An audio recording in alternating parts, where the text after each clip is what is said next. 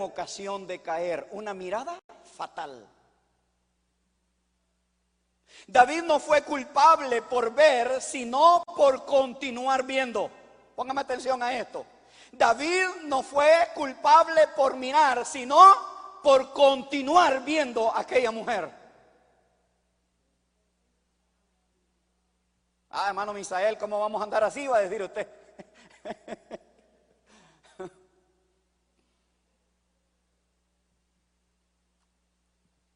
David se quedó contemplando a Betsabé, dejándose llevar por sus deseos carnales, sin ponerse a pensar si aquella mujer era soltera o era casada. La imagen que veía en sus ojos oscureció su mente, que ya no pudo pensar sabiamente.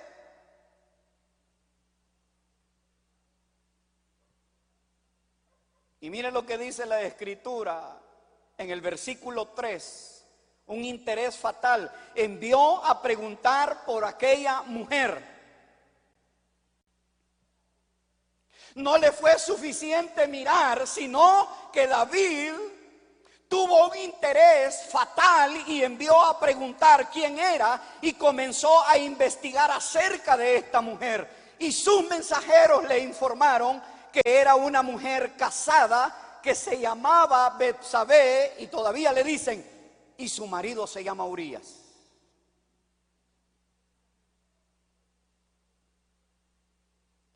Esta información era suficiente para que David hubiese quitado su interés en esta mujer.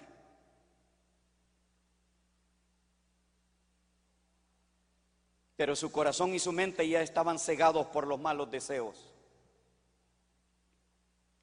Póngame atención a esto.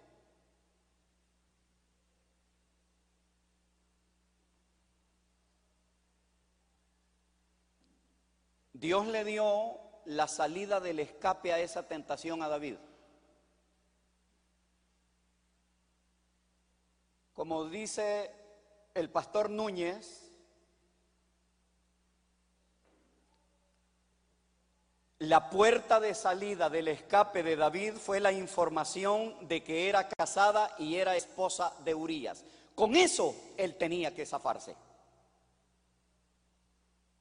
Con esa información David debió de reconocer que ella tenía dueño y eso la hacía intocable. He ahí Dios dándole la salida a una tentación.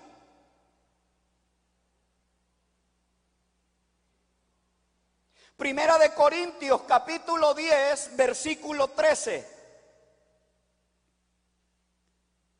No os ha sobrevenido ninguna tentación que no sea común a los hombres.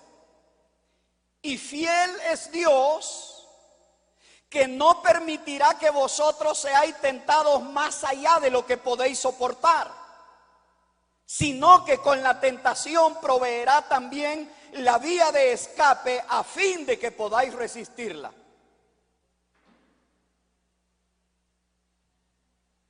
David tenía con esa información que entender que no podía tocar a esa mujer. Nuestras tentaciones siempre vienen acompañadas de un nivel de información que nos permiten salir por donde debemos y podemos.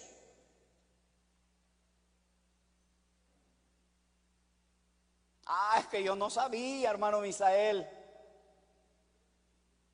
Dios siempre te va a poner una salida para que huyas de la tentación.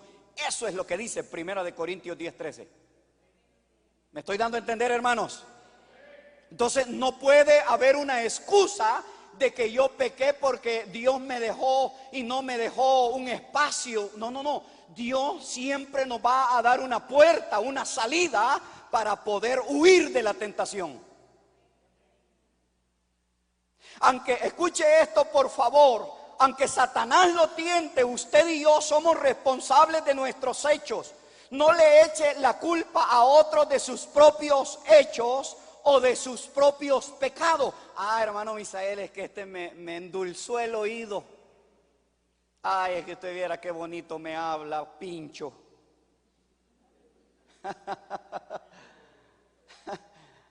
No. desea su cuerpo. No hay una excusa delante de Dios para que usted o yo digamos que Dios no nos da una puerta de escape. Ella vino a él y durmió él con ella. David, quien había ascendido muy alto con la ayuda de Dios, ahora descendía a las profundidades del adulterio, del pecado. Con qué rapidez se apoderó el pecado de la vida de David, todo porque apartó sus ojos de la ley.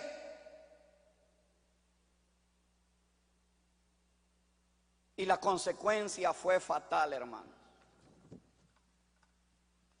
Amén. Váyase al versículo 5. Y la consecuencia fue de ese pecado de adulterio que Betsabé le manda un recadito. Ahí no habían mensajitos, ahí le mandaban el mensajero. Aunque los celulares están haciendo destrozos con el adulterio.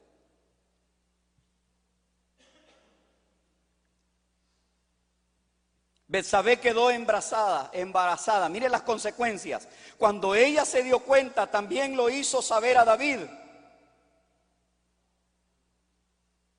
Aquí venía el problema. Porque David conocía la ley de Levíticos capítulo 20 versículo 10.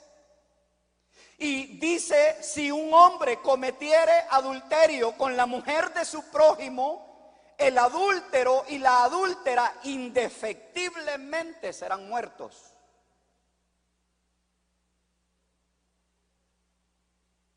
¿Y usted cree que David no conocía ese versículo? ¿Cómo no?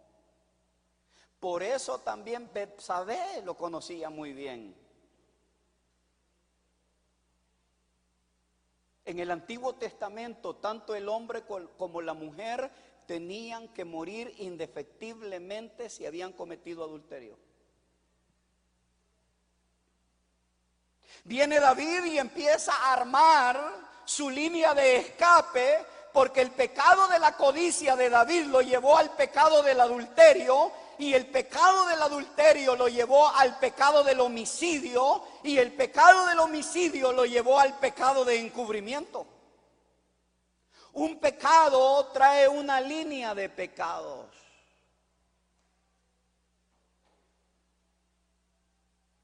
El versículo 6, David trata de usar a Urías, trata de encubrir un pecado, lleva a la persona a cometer otros pecados, recurrió a métodos viles para encubrir el adulterio cometido. Y vino y quiso hacer parecer que Urías hubiese sido el padre del niño, lo manda a traer de la guerra para que se vaya a dormir a su casa, pero aquel soldado que era tan leal, un soldado de Israel, le da un ejemplo grande a David y no se va a dormir a su casa, se queda a las puertas. Pero la trama de David era que se fuera a acostar con la mujer para echarle la culpa siempre al marido.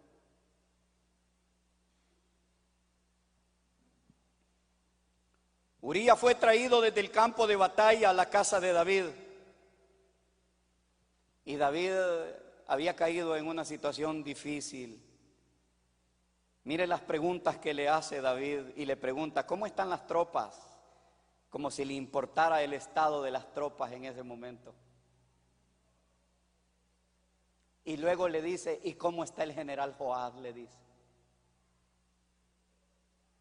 No, mire, quería armar muy bien su tamal, como decimos en El Salvador. Él quería armar un buen tamal para que no se dieran cuenta de la terrible vergüenza del rey. Y Urías le respondió, el arca de Israel y Judá están en cabañas, y mi señor Joab y los servidores de mi señor están acampados al aire libre. Y había yo de entrar a mi casa para comer y beber y dormir con mi mujer. Y mire las palabras que le dice Urías, por tu vida y por la vida de tu alma, que no haré semejante cosa. Segunda de Samuel 11:11. ¡Qué bárbaro! ¡Qué ejemplo! Un soldado dándole clase de moral al rey de Israel. Un soldado dándole una cátedra de cómo se conduce un hombre en su testimonio al rey, al gran rey de Israel. Y Urías da un gran ejemplo de lealtad. Urías no era cualquier soldado, su lealtad a David y a la nación fue inquebrantable. Era un verdadero soldado israelita. Y el versículo 13, cuando David vio que su tamalito que estaba haciendo queda frustrado, que este hombre no se va a dormir con su mujer, viene y lo manda a llamar de nuevo y le empieza a dar comida. Pero no solo le dio comida, versículo 13 dice que lo emborrachó. Segundo intento de David para cubrir su adulterio. Falló en su primer intento, pero trazó una segunda vez que Urías durmiese en casa de Betsabé y no lo logró. Y esta vez lo lleva a comer y le dio tanto vino que lo embriagó. Primero lo trata de engañar, ahora lo emborracha. El pecado cega el corazón y la mente de cualquier persona.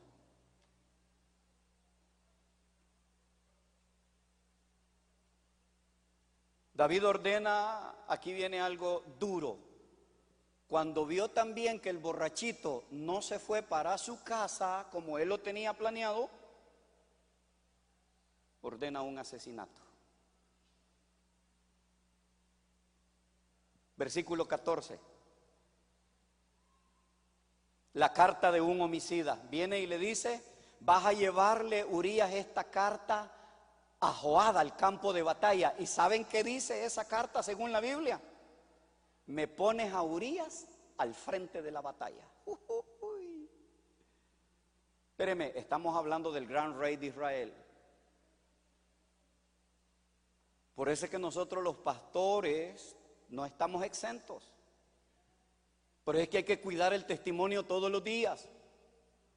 Ustedes tienen que cuidar el testimonio todos los días, de día y de noche. Y le dice: quiero que me pongas a Urías en lo más recio de la batalla. Viene el homicidio. David se había convertido en un instrumento de maldad. Después de fallar en sus dos intentos para cubrir su pecado, David planeó la muerte de Urías y escribió instrucciones a Joab. Y el mismo Urías llevó la carta. Ponlo al frente de la guerra, en lo más recio de la batalla. Y estando ahí, se retirarán los demás para que Urías fuese asesinado por el enemigo. ¡Qué cobarde! No, yo no le voy a contar a tu esposo, no le voy a contar a tu esposa, te voy a encubrir un secreto de toda la vida. ¡Qué vileza! ¡Qué vileza!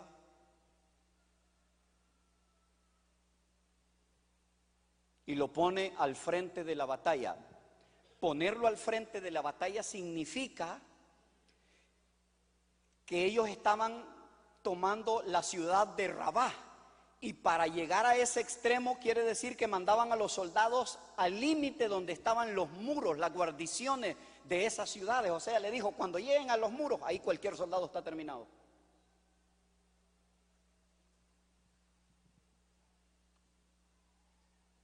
¿Se dan cuenta? ¿A qué bajeza, grado de bajeza había llegado David, que no le importaba ordenar la muerte de un leal y valiente guerrero? Hay gente que no le importa la familia de otros, van a encubrir, van a hacer cualquier cosa, pero está destruyendo una mujer o un hombre fiel o los hijos de esa familia cuando alguien se presta a poder encubrir un adulterio.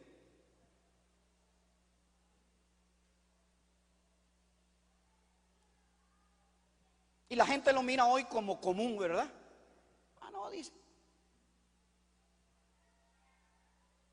Nunca había David actuado tan valientemente, ni a sus propios enemigos había tratado de esta manera. ¿Cómo lo hizo como este hombre? Versículo 14.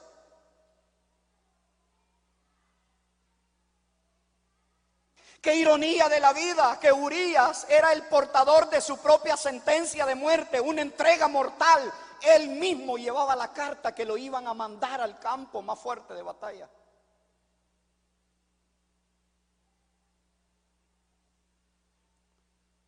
Las mismas familias entregan a las mismas familias. No, vos acostate con ese, si no es problema, si vos todavía estás joven.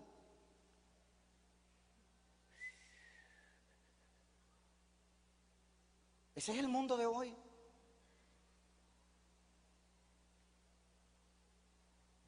No, vos deje ese hombre. ¿Han oído ustedes eso? Deje ese hombre y vos te podés buscar otro. Vos estás galanota, le dicen. En buen salvadoreño, ¿eh? No, si vos estás galanota, le dice. O sea, le está diciendo, vos podés conseguir. ¿Cómo que deje ese hombre si se han jurado matrimonio hasta toda la vida? ¿Alguien me está entendiendo?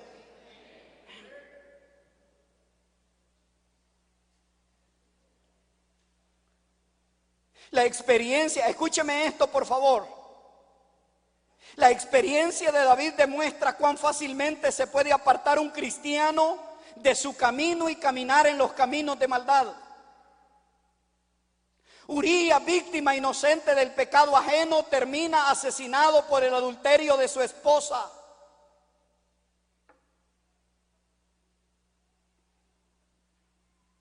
A Urías lo mató su esposa.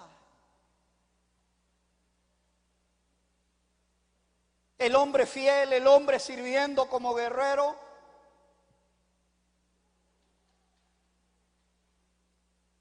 El pecado mata, hermanos. Amén. Basta una sola mirada, un solo pensamiento, una sola actitud, una sola oportunidad y el diablo te caza como un león. Basta que alguien llegue y te haga al oído, como decimos, te melosee el oído y te empiece a decir cosas bonitas. El diablo rápidamente se centra de tus emociones, te hace olvidarte de tus convicciones y caes como un corderito o una corderita delante de un lobo.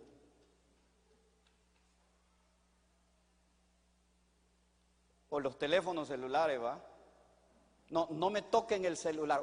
Ese no me toca en el celular. Ya es un problema. Eso de no me andes tocando mi celular. Ese ya es un problema. Tengan cuidado. Voy a retroceder. Tengamos cuidado. Amén, hermanos. Tengamos cuidado. Urías fue víctima del adulterio de su propia mujer. Si David era, escuche esto por favor, si David, que era el escogido, el ungido de Dios, el recipiente de una gran promesa de Dios, el que gozaba de muchas bendiciones y victorias de parte de Dios, no soportó la tentación y fue arrastrado por las altimañas del maligno hasta convertirse en un instrumento de maldad. ¿Cuánto más ha de cuidar y guardar usted y yo su santidad y mi santidad en nuestra vida diaria, nuestro testimonio? Porque a veces que nosotros creemos que somos intocables. No, todos estamos expuestos.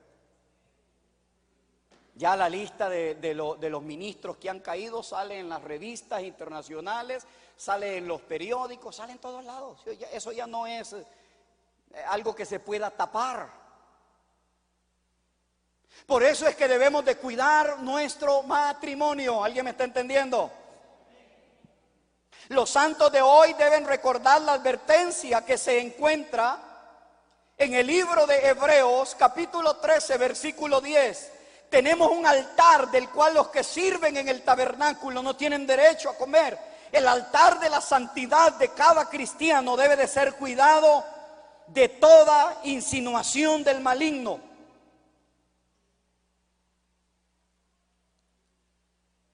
Ah, hermano Misael, si es que solo nos saludamos así de besito, pero es cherada. Tengan cuidado.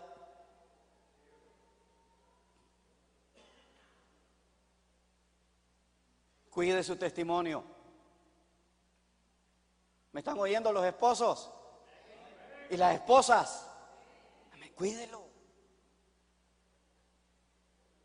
Fíjese que uno de los hombres, Crisóstomo, comentó acerca de la experiencia de David esto: el camino angosto tiene dos principios a cada lado.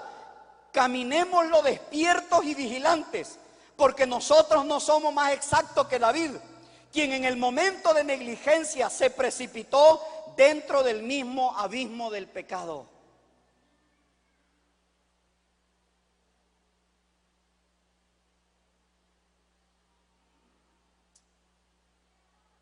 Y mire lo que pasó hoy, los cómplices en la muerte de Urías. Todo vino por una mirada. Ah, es que usted no sabe cómo me miró, hermano Isael. Sí, con deseos carnales, es la única manera. Amén. En mi consejería le dije a una persona, mira, lo único, después de estar conversando, dando una consejería bíblica, con la Biblia en la mano, llegué a la conclusión y le dije, lo único que esa persona quiere es tu cuerpo, nada más.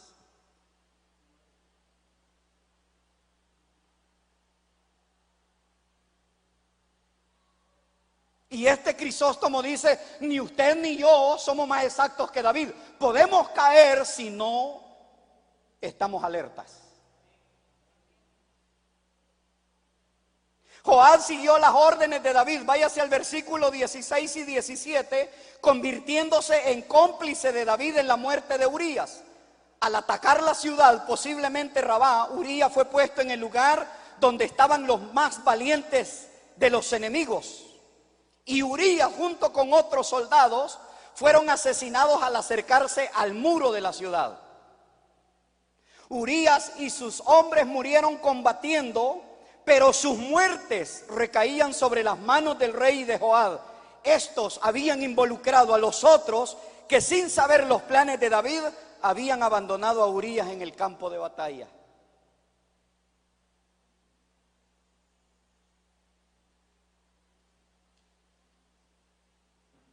En la muerte de Urías murieron otros. Y a David y a Joab no les importó que los demás soldaditos se murieran. ¿Y de dónde provino todas las muertes de las viudas que iban a quedar, las viudas israelitas? ¿De dónde provenía todo eso? De una mirada fatal que lo llevó a un adulterio.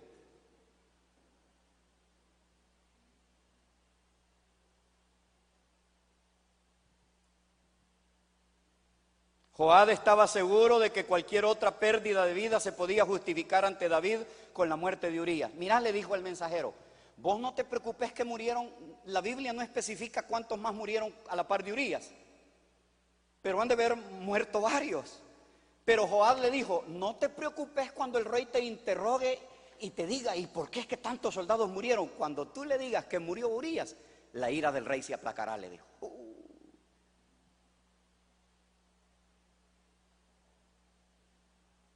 El adulterio mata. Era claro para los israelitas que el acercarse a un muro enemigo era esperar la muerte. Joab sabía que su mensajero sería interrogado por David para que le explicara la razón de las muertes de los demás soldados.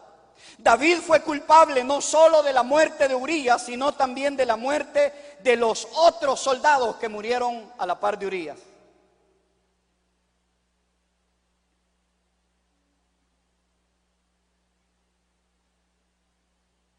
Muchas familias mueren espiritualmente cuando eso sucede.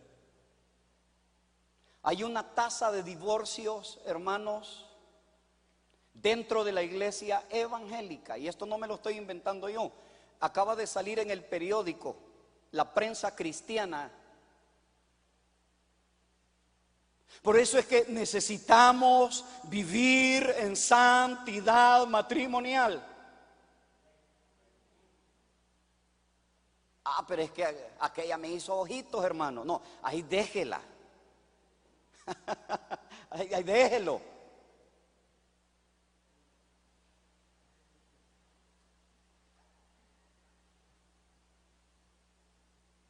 ¿Y sabe usted que David no se conmovió ante la noticia de la muerte de Urías y los otros soldados? ¿Sabe qué dijo? Ahí está en la Biblia. La espada devora unas veces a uno y otras veces a otro. O sea, me vale chonga.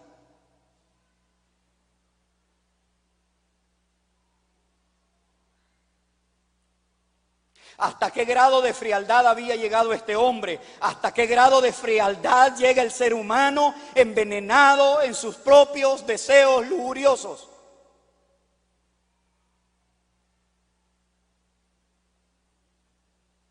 En la guerra de la carne contra el espíritu, los deseos de la carne hacen grandes devastaciones.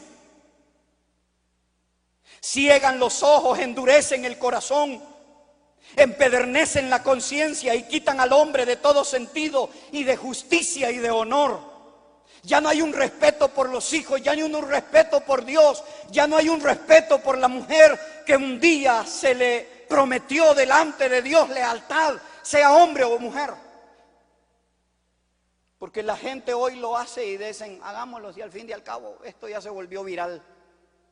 No, no se ha vuelto viral para el mundo. En la iglesia tiene que ser diferente.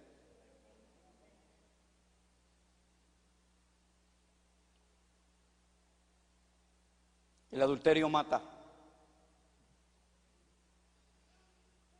Cerremos esta tarde. Váyase a 2 de Samuel, capítulo 11, versículo 27.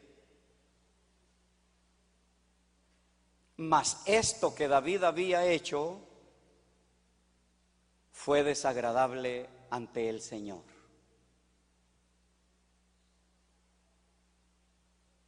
El adulterio es un mal moral, espiritual y ético, es un atentado en contra de los derechos más fundamentales de la vida. La infidelidad conyugal rompe no solo con el acuerdo o el compromiso libre y voluntario hecho por dos personas, sino que destruye psicológicamente los fundamentos, la esperanza, el amor en el ser humano.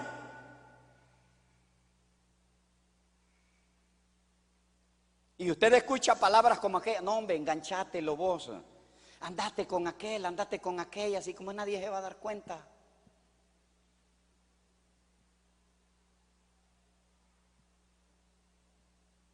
Mire lo que dice Salomón en Proverbios 6:32, que el adulterio corrompe el alma del que tal hace.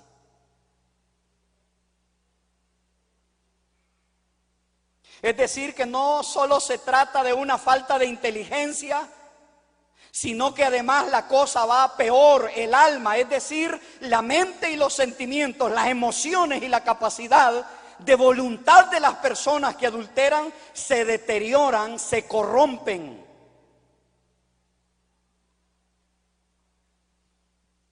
Y por eso hoy Dios nos dice que Él no permite el adulterio.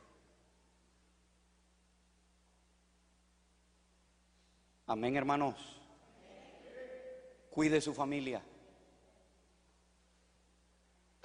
Cuiden su familia.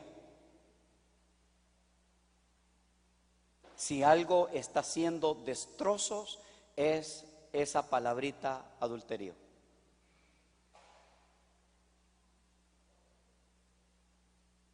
Los hijos sufren las consecuencias. El cónyuge sufre las consecuencias. Oh, hermano, y para poder perdonar eso, solamente tiene que estar metido Cristo en ese corazón, porque si no todo es venganza. Así como me hizo aquel, así voy a hacer yo. Así como me hizo aquella, entonces yo también. No, cuidadito. No corrompamos nuestra alma. Y nadie está exento. Si nosotros nos descuidamos, podemos también caer. Por eso es que tenemos que mantenernos siempre firmes, alertas a que cuando llega una tentación, usted diga, uy, aquí llegó, aquí me voy. Amén, hermanos. No, aquí viene, aquí salgo. Porque si nos quedamos, podemos ser parte de la historia de David. Por eso es que tenemos que estar vigilantes de nuestra vida espiritual. Posiblemente usted que me está viendo hoy dice: hermano Misael, ¿me está enjuiciando? De ninguna manera, como lo dije al principio. No soy el juez de nadie ni tengo el derecho para hacerlo. Solo he querido mostrar un ejemplo de que la Escritura nos llama a que debemos de cuidar nuestros cuerpos y nuestras esposas y esposos. Y que el sexo con otra mujer se llama y se seguirá llamando adulterio, que no sea su esposa o su esposo. Pero si habrá alguien hoy que dice: ¿qué debo de hacer para poder cambiar el rumbo de mi vida? ¿Qué debo de hacer para soltarme de este yugo en el que yo vivo? Sencillamente entréguele su vida a Jesús, que Él es fiel para poder perdonar cualquier pecado. No hay pecado que Él no pueda perdonar, pero debe de venir con un corazón arrepentido. Mientras la iglesia intercede, si hay alguien aquí en el templo, o ya hay alguien que nos está escuchando y viendo, como dice Proverbios capítulo 28, el que encubre sus pecados no prosperará, mas el que los confiesa y se aparta alcanzará misericordia. Si usted quiere entregarle su vida a Cristo esta noche, rompa con esa esclavitud de pecado y dígale: Señor, perdóname, hoy te entrego mi vida. Si usted quiere hacer esta oración, diga conmigo: Señor Jesús, reconozco que soy un pecador, pero hoy me arrepiento de todos mis pecados. Perdona toda mi maldad. Hoy te recibo como mi Señor y como mi Salvador. Inscribe mi nombre en el libro de la vida. Por Cristo Jesús soy salvo, soy salva. Amén. Adórelo.